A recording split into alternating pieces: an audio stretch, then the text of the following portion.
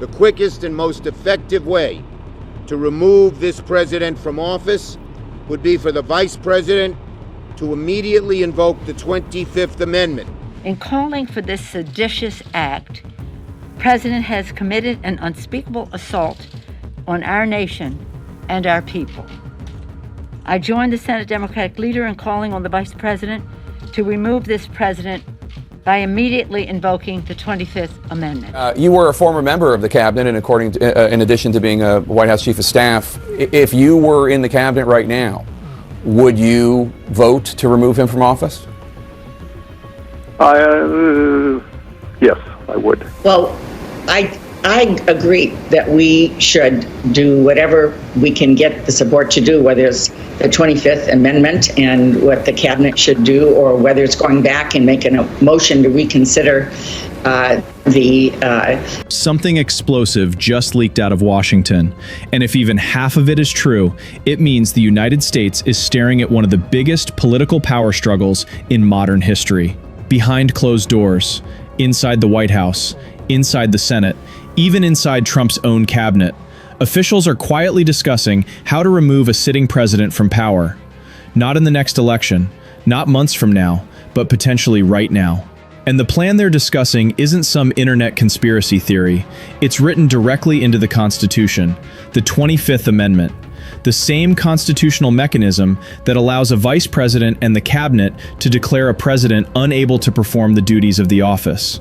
If that happens, power transfers instantly. No campaign, no election, just a letter delivered to Congress, and suddenly the vice president becomes acting president. Now, normally, this kind of conversation would stay buried deep inside government circles. But something changed. Because leaks are now pouring out of Washington. Lawmakers are openly discussing removal. Former officials are saying they would support it. And according to insiders, Trump knows exactly what's happening. Which is why the reaction inside his circle right now is described as pure panic. So what triggered this sudden wave of calls to remove him? And why are officials suddenly talking about the 25th Amendment and impeachment at the same time? Following the unrest, lawmakers on both sides of the aisle, as Carrie mentioned, are calling for the removal of President Trump. Some say he incited the violence, and besides the impeachment, they also want to invoke that 25th Amendment. It really is not designed to remove a president for the reasons that people are thinking of now. Those reasons are really designed more for impeachment. And we talked with a local professor about what could happen. Now, the 25th Amendment provides the procedures for replacing the president or vice president in the event of death, removal, resignation, or incapacitation. That statement alone would normally be shocking. But the reality is, it's no longer just one person saying it. Multiple lawmakers have started publicly floating the same idea, and the message coming out of Washington is blunt. If Trump's behavior continues the way critics claim it has been going, then removing him through the Constitution might be the only option left. Now, to understand why this conversation is suddenly happening, you have to understand what the 25th Amendment actually does. Because most Americans have heard about it, but very few know how it really works. Section 4 of the amendment allows the vice president and a majority of the cabinet to sign a declaration stating that the president is unable to perform the duties of the office. The moment that letter reaches Congress, the vice president immediately becomes acting president. Just like that, power shifts overnight. But that's only the first step. The president can challenge the decision. If that happens, Congress has 21 days to vote. And it takes a 2/3 majority in both chambers to permanently keep the president out of power. That's a very high bar, which is why this mechanism has almost never been used. But right now, the reason it's suddenly being discussed is because of something that leaked behind the scenes. And according to several political insiders, that leak sent shockwaves through Washington. I was making clear, Gail, I supported impeaching him, removing him from office. And I'm just being realistic about what's going to happen here, but they had better be ready to do that if this continues. Section 4 of the 25th Amendment allows a majority of the cabinet and the vice president to assume the duties of the office of presidency until the president is able to himself. It's time to invoke the 25th Amendment and to end this nightmare. I've indicated that I believe all options should be on the table, including the impeachment, conviction, and removal of... That's where this story starts to turn into something much bigger. Because the calls for removal aren't just coming from Democrats venting on television. The leaks suggest conversations are happening inside the government itself. Cabinet officials, senior senators, high-level staff members, people who normally stay completely silent. And according to insiders, some of those officials are quietly asking a question that no administration ever wants to hear. Has the president crossed the line? Because once that conversation begins inside the cabinet, it changes everything. Those are the people who actually hold the power to trigger the 25th Amendment. And the fact that this discussion is happening at all is considered a political earthquake. But there's another path being discussed too, one that runs parallel to the 25th Amendment: impeachment. Now, this second strategy is happening inside Congress. Unlike the 25th Amendment, impeachment doesn't involve the cabinet at all. Instead, it starts in the House of Representatives. If a majority of the House votes to impeach, the president is formally charged with wrongdoing. Then the case moves to the Senate for a trial. And that's where the real political battle begins. Because removing a president through impeachment requires 2/3 of the Senate to vote for conviction. That means dozens of members from the president's own party would have to turn against him.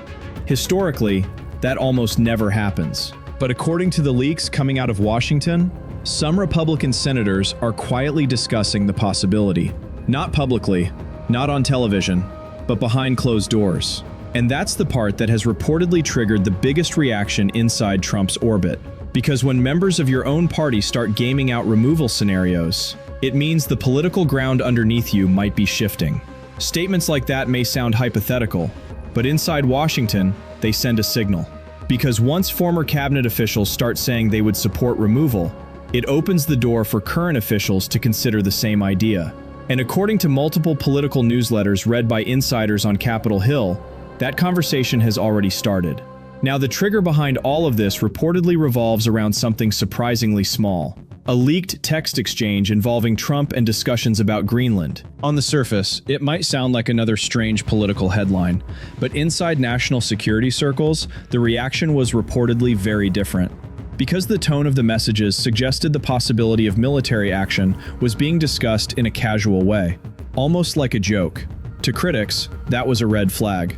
They argued it showed a commander-in-chief treating geopolitical conflict like a reality TV plotline. And once those texts leaked, lawmakers began connecting them to a broader pattern: erratic decision-making, escalating rhetoric, and controversial foreign policy moves. Suddenly, the argument being made in Washington was no longer just political, it was constitutional. That explanation might sound straightforward, but applying it to a sitting president is incredibly complicated. Because invoking the 25th Amendment against a president who refuses to step aside would trigger a political firestorm unlike anything the country has seen. Trump would almost certainly fight it immediately. He would challenge it legally, he would rally his supporters, and he would almost certainly describe it as a political coup. Which means the situation wouldn't just play out in courtrooms. It would explode across the entire political landscape. Congress, cable news, social media, protests. The entire country would be pulled into the conflict. And that's exactly why many officials are extremely cautious about even discussing the option. But at the same time, others argue the Constitution created these mechanisms for a reason. They say if lawmakers are too afraid to use them when necessary, then the safeguards written into the system stop functioning. And that's the real tension at the center of this entire story. Because right now, Washington appears to be split between two competing fears. One side fears the chaos of removing a president. The other fears the consequences of leaving things exactly as they are. And that's why this moment feels so volatile. Behind the scenes, discussions about the 25th Amendment and impeachment are both happening at the same time. Leaks are spilling into the media. Lawmakers are speaking more openly. Former officials are signaling support for removal. And inside Trump's circle, the reports say the reaction is fury. Because, from his perspective, this looks like a coordinated effort to push him out of power. Whether those efforts succeed is still very unclear. Removing a president through either process requires enormous political support. And right now, the numbers simply may not be there. But the fact that these conversations are happening at all tells you something important. The political system is under immense strain.